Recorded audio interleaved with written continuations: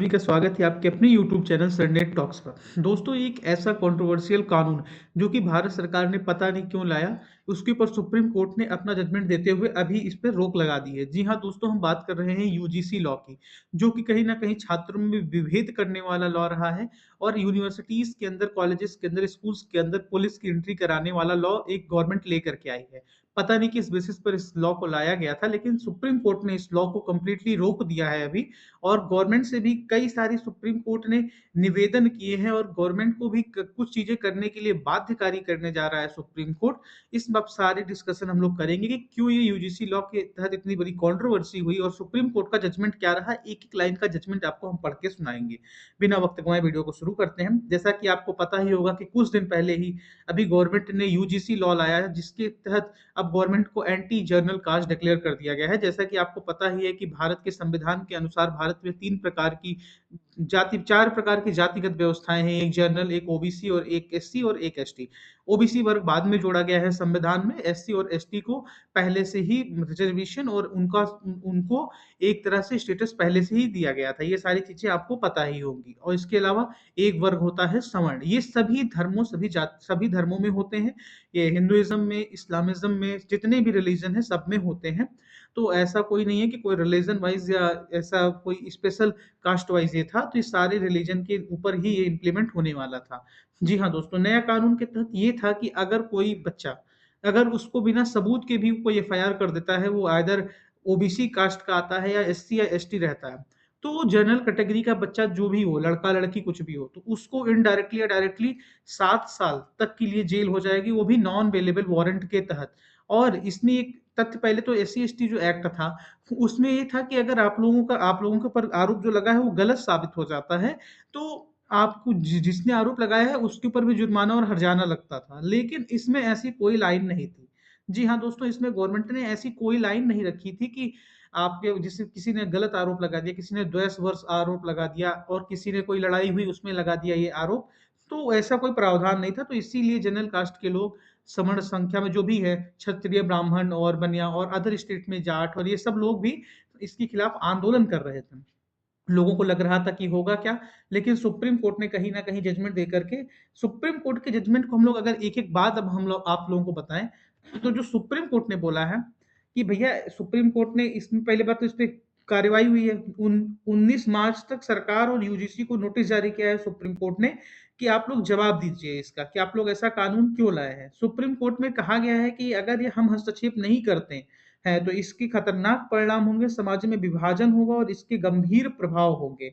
देश में 75 वर्षों में वर्गहीन समाज बनाने के लिए जो हासिल हुआ है, क्या उससे पीछे जाते हुए हम प्रतिगामी समाज बनते जा रहे हैं? मतलब आप जैसे जब जब भी संविधान बना था, तो उस समय एक परिकल्पना दी गई थी कि 10 साल तक अगर रिज़र्वेशन और 10 साल तक शोषित वर्ग को एक तरह से संबल उनको सहायता प्रदान की जाए, तो उनका कहीं न कहीं ग्रोथ हो, ये सब हो सकता था। लेकिन उसके बाद आने वाली गवर्नमेंट्स ने कभी भी, जी हाँ दोस्तों, कभी भी इस जो भी रिज़र्वेशन से लेकर के कुछ भी है, इनके ऊपर कभी जाँच नहीं किया या इनका कभी चेक भी नहीं किया कि जो योग्य हैं उनको मिल भी रहा है या नहीं, या जिनकी फैमिली में 4-4 आईएएस, आईपीएस या गवर्नमेंट जॉब वाले बैठे हैं, उनके लोग ही रिज़र्वेशन भी ले रहे हैं और उन्हीं वर्गों में शोषित लोगों को नहीं मिल रहा है। अब हम उन स्थितियों तक पहुँच चुके हैं कि जहाँ पर government colleges, government schools, private school, सारी जगह पर एक ये विभेदकारी कानून लाया गया। चीफ जस्टिस ऑफ इंडिया ने कहा है कि हम अब विभिन्न जातियों के लिए अलग-अलग छात्रावास, यानी गवर्नमेंट ने एक नया प्रस्ताव रखा था कि जो अलग-अलग जातियाँ, जैसे जो सवर्ण हो गए, इनके लिए अलग हॉस्टल, इसके अलावा ओबीसी अलग, एससी, एसटी अलग।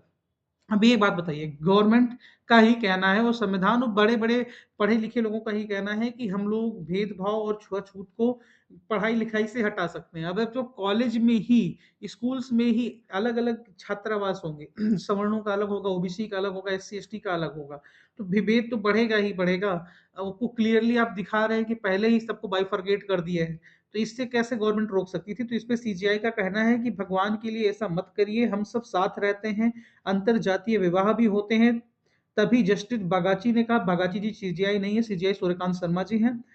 हम भारत में एकता और समरसता शैक्षणिक संस्थानों में झलकनी चाहिए। ये बात उन्होंने बिल्कुल सटीक कही कि ऐसा करके विभेद उत्पन्न किया जा रहा है। आजकल ओबीसी वर्ग, एससी, एसटी और जनरल सारे बच्चे आपस में स्कूल कॉलेजेस में दोस्त होते हैं। ऐसा कोई विभेद नहीं होता है। मेरे नज़रों में तो मुझे आज तक नहीं मिला। मेरे ही फ्रेंड्स में जो थे उसमें ओबीसी भी थे, एससी भी थे, एसटी भी थे और तमाम धर्मों के लोग भी थे। अभी तक हैं वो हम लोग। कभी हम लोगों ने साथ में टिफ़िन्स खाए हैं, हम लोगों ने साथ में घूमे हैं, तो ये सब चीज़ें गलत चीज़ें हैं। ये सब चीज़ें बहुत ही अपवाद हैं, कहीं कोई अगर किसी का शोषण हो रहा है तो उसको न्याय मिलना चाहिए, लेकिन अगर किसी को गलत तरीके से फँसाया जा रहा है तो ये भी पूर्णतः गलत है, ऐसा सुप्रीम कोर्ट का कहना है। याचिका पर बहस करते हुए वकील विष्णु शंकर जैन ने कहा कि उन्होंने यूजीसी रेगुलेशन 2026 की धारा 3 सी को चुनौती दी है क्योंकि यह नियम जाति के आधार पर भेदभाव करते हैं और अनुच्छेद 14 समानता का अधिकार का उल्लंघन करते हैं। कोर्ट ने भी 3C की परिभाषा पर सवाल उठाया जिसमें एससी, एसटी और ओबीसी की बात कही गई है। कोर्ट ने कहा कि नियम 3E में भेदभाव का व्यापक परिभाषा मौजूद है। अगर आपको नियम्स के बारे में डिटेल चाहिए तो बताइएगा, उसका भी मैं एक्सप्लेन कर दूंगा। कोर्ट ने सॉलिसिटर जनरल तुषार मेहता से कहा कि वह इस पर पुनर्विचार के लिए समाज के प्रतिष्ठित विशेषज्ञों की एक समिति बनाए। तुषार मेहता जी यहाँ पर गवर्नमेंट को, जो भी सॉलिसिटर जनरल रहते हैं, ये लोग गवर्नमेंट को रिप्रेजेंट करते हैं सुप्रीम कोर्ट में या किसी भी ऐसे कोर्ट्स में। एक विशेष समिति बनाए, समिति में जो लोग हों वह समाज के मूल्यों और समाज की समस्याओं को समझते हों, समाज का विकास कैसे होना चाहिए और अगर हम ऐसा ढांचा बनाते हैं तो परिसर के बाहर लोग कैसा व्यवहार करेंगे, इस पर उन्हें गंभीरता से विचार करना चाहिए। ये सॉलिसिटर जनरल से कहा गया है कि आप लोग इस पे विचार करिए, एक कमिटी बनाइए जिसमें सारी कास्ट यानी कि जनरल, एससी, एसटी, ओबीसी सबके लोग हों और वो लोग हों जो समाज का विकास चाहते हैं। वो लोग नहीं हों जो कि समाज को बाँटना चाहते हों। ये क्लियरली कह दिया है सुप्रीम कोर्ट ने और 19 मार्च तक का समय भी दिया है। 19 मार्च तक आप गवर्नमेंट को बताना भी है।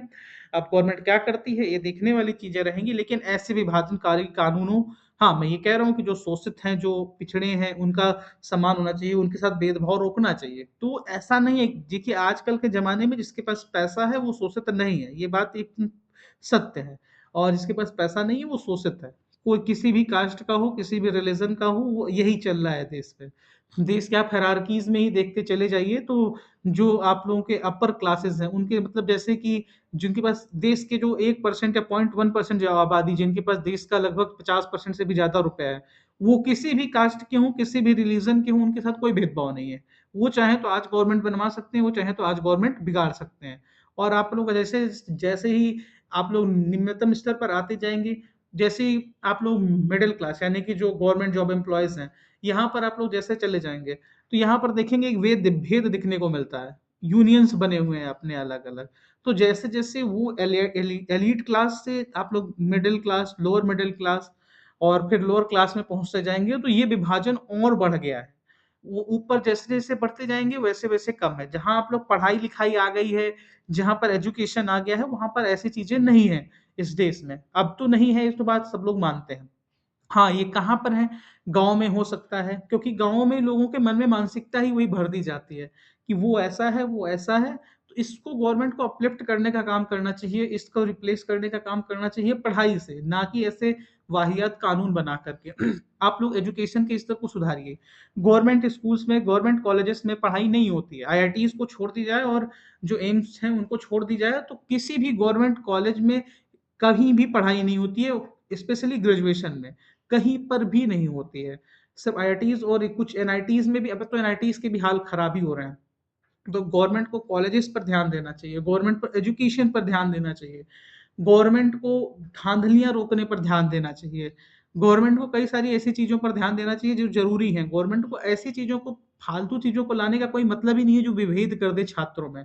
रिज़र्वेशन का कभी किसी ने विरोध नहीं किया है, तो जो लोग योग्य हैं उसके, उनको रिज़र्वेशन मिले, ठीक है, कोई दिक्कत नहीं है। एससी-एसटी सच में वो लोग प्रताड़ित हैं। ओबीसी में तो कई सारे उपवर्ग में ऐसी जातियाँ हैं जो बाद में शामिल की गई हैं ओबीसीज़ में और जो कि अपने आप को कहीं न कहीं इन पास्ट में अपने आप को राजा-महाराजा से जॉइंट देखती हैं और ऐसा करती हैं, तो अगर वो लोग भी शोषित हैं, तो भारत में सब कोई शोषित ही है, ऐसा मेरा मानना है। तो ऐसे कानून से बचना चाहिए, एजुकेशन पर वर्क करना चाहिए, कैसे आप लोग पर कैपिटा इनकम बढ़ाएँ। दोस्तों इकोनॉमी बढ़ने से कुछ नहीं होता है, economy 4 trillion, 5 trillion, 6 trillion, 10 trillion बना लेंगे। लेकिन वो जो एलीट क्लास है, जो कि 1% भी भारत की आबादी का नहीं है, वही 90% आपके देश का धन लेकर के बैठा है। और गाँव में चले जाएँगे तो पर कैपिटा इनकम रोज़ की कमाई ₹100 से भी नीचे है, अभी भी ये हार्श रियलिटी है। तो जब तक ऐसा रहेगा, देश में कितने भी कानून बना लीजिए, कोई कुछ नहीं होने वाला। आप लोगों को वो जो इनकम लेवल में डिस्पैरिटी है, बहुत बड़ा भेद है, उसको हटाना है, उसको कम करना है। जैसे ही वो कम हो जाएगा, ये सब चीज़ें खुद ब खुद कम हो जाएँगी या खत्म हो जाएँगी। और इन चीज़ों को खत्म करने का कोई दूसरा तरीका नहीं है। जैसे-जैसे इनकम बढ़ेगी, लोग पढ़ाई की तरफ ध्यान देंगे। गाँव में क्यों नहीं हो रही है पढ़ाई? बहुत सारे इलाकों में लोग बड़ी मेहनत करके पढ़ाई करवा रहे हैं। जी हाँ, ऐसे बहुत सारे माता-पिता आपको मिल जाएँगे। अब क्या हो रहा है कि गाँव में पहली बात तो शिक्षा का अभाव है। कोई गवर्नमेंट स्कूल है तो वहाँ पर लोग सिर्फ़ खिचड़ी खाने या जो भी वो क्या मिड डे मील मिलता है वो खाने जाते हैं।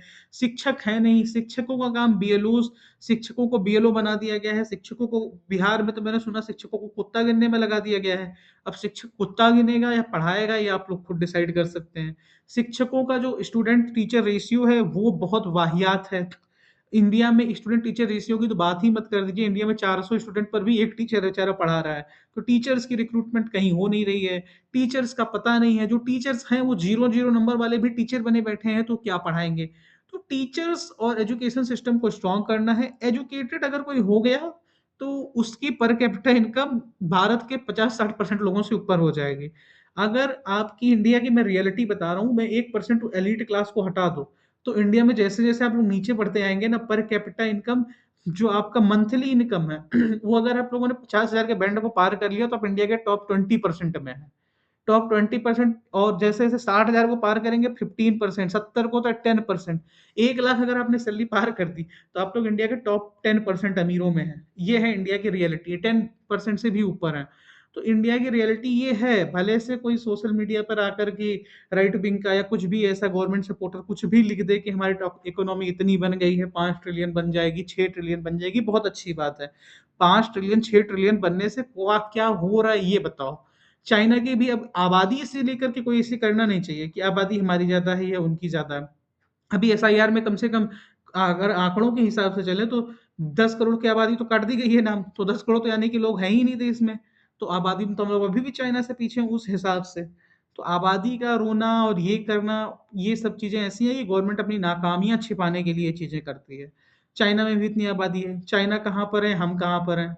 चाइना में इतनी बड़ी इनकम डिस्पैरिटी नहीं है as per the reports. USA में आप लोग कंपैरिज़न करने पहुँच जाते हो, अभी आप लोगों को पहले अपने आस-पड़ोस के देशों से आप कंपैरिज़न करिए, वो ज़्यादा बेटर है।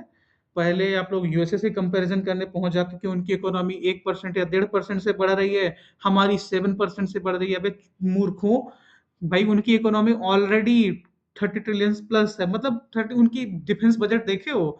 अगर आप लोग 100 का 1% भी लेंगे ना, तो 1 होता है और अगर आप लोग 10 का 7% भी ले लेंगे ना, तो वो 0.7 से भी कम होता है। आप लोग ये कैसे भूल जाते हैं? पता नहीं 0.07 मतलब आप लोग इतना अगर आप जैसे यूएस की इकोनॉमी, इंडियन इकोनॉमी का अगर मैं कंपैरिज़न करूँ, तो वो 1000 है, तो हम लोग 100 हैं। वो 1000 नहीं, वो 10,000 है, तो 10,000 में अगर 1% की भी उसने इंक्रीमेंट कर दी, तो उसका हर साल ₹100 बढ़ रहा है और हम लोग क्या हैं? हम लोग अभी 100 पर हैं। हम लोग 100 से 7% भी कर देंगे, तो सिर्फ़ ₹7 बढ़ रहा है। डायरेक्टली अगर रिलेशन देखा जाए ना, तो अभी भी वो हमसे तेज़ी ग्रो कर रहा है, वो हमसे ज़्यादा ही इनकम उसकी बढ़ रही है और जो ऑलरेडी शिखर पर पहुँच चुका है, और कितना बढ़ेगा? तुम्हारा देश तो बढ़ना शुरू हुआ है ना अब, तो बढ़ाइए। और अब तो अभी नहीं रोना रो सकते हैं कि हमारे पूर्ववर्ती सरकारों ने ये किया। अरे! हमारी पूर्ववर्ती सरकारें गए 12 साल हो गया। पूर्ववर्ती सरकारों ने जो किया, वो किया। बैंकिंग सेक्टर में जितने रिवॉल्ट लाए, पूर्ववर्ती सरकारों ने लाए। बैंकिंग सेक्टर आपने क्या हाल बना दिया था। मतलब आपसे पहले बैंकिंग सेक्टर को आप तो प्राइवेटाइजेशन कर उतरे हुए हैं। उन्होंने तो बैंकिंग सेक्टर को इतना बड़े-बड़े बैंक्स दिए हैं, एसबीआई दिया, आपने देश को बीओबी दिया, आपके देश को पीएनबी दिया, आपके देश को गवर्नमेंट बैंक्स दिया। आप लोग जो आपका ये यूपीआई चल रहा है ना, कहीं न कहीं बैंक से ही लिंक्ड है। ना तो आप यूपीआई हवा में नहीं चला देते, तो जो आप लोग डिजिटल लिटरेसी या फाइनेंशियल लिटरेसी की बातें करते हैं।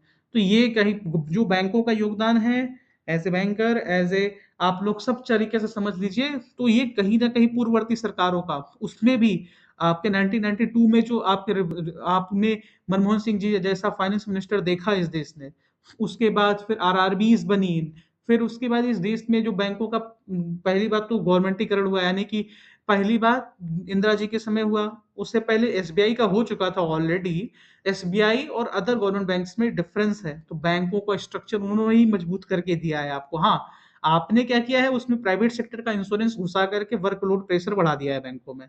आपने उसमें क्या किया है कि बैंकों का मर्जर कर करके वैकेंसीज की संख्या को आप लोगों ने रिड्यूस करने का या प्राइवेट प्लेयरों के बेनिफिट का आपने रास्ता खोल दिया है। आज बैंकों के प्रॉफिट में देखा जाए तो सबसे अधिक प्रॉफिटेबल अगर कोई है तो वो एसबीआई है। आज ही पेपर में आंकड़ा आया है कि पीएनबी का, केनरा बैंक का भी लगभग 3,000 करोड़ का प्रॉफिट उन्होंने भी रजिस्टर किया है। आपके जो प्राइवेट बैंक हैं, अगर वो 10,000 करोड़ या 20,000 करोड़ का भी प्रॉफिट रजिस्टर करते हैं, आपका क्या बेनिफिट होगा, गवर्नमेंट को क्या मिलेगा, कुछ नहीं मिलेगा। इसमें तो जितने शेयर्स हैं आपके 60% 70%, उतना तो सीधे आपको प्रॉफिट मिल जा रहा है, डिविडेंड मिल रहा है।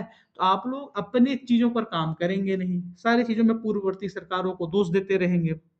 और पूर्ववर्ती सरकारें गए 12 साल हो गया है, और अब तो आपके कोर सपोर्टर्स या ऐसे सपोर्टर्स भी नाराज हो रहे हैं, क्योंकि सच्चाइयां पता चल रही है लोगों की कि हर चीज में अंधभक्ति नहीं होती है। ये बातें जितना जल्दी लोग समझ जाएंगे, गवर्नमेंट भी समझ जाएगी कि हर चीजों में ये नहीं देखा जा सकता कि कैसे तोड़ करके जीत जाओ। हर चीज़ों में डेवलपमेंट की पे चर्चा होनी चाहिए। मैं चाहता हूँ गाँव के चौराहों, नुक्कड़ों पर ये चर्चा हो कि इस देश में प्राइवेटाइज़ेशन का दौर कैसे रुकेगा, इस देश में एजुकेशन कैसे बढ़ेगा। ना कि ये चर्चा हो कि यूजीसी का कानून का हम लोग कैसे उपयोग करेंगे, यूजीसी के कानून से लोगों को डराएँगे कैसे, या यूजीसी के कानून से सरकार किसके तरफ है। ये चर्चा ना हो करके दूसरी चर्चा होनी चाहिए, पढ़ाई की चर्चा होनी चाहिए इस देश में, इस देश में एजुकेशन की चर्चा होनी चाहिए, इस देश में एम्प्लॉयमेंट की चर्चा होनी चाहिए, इस देश में जातियों की चर्चा नहीं होनी चाहिए, जिसमें धर्म की चर्चा नहीं होनी चाहिए। जय हिंद, जय भारत, भारत माता की जय।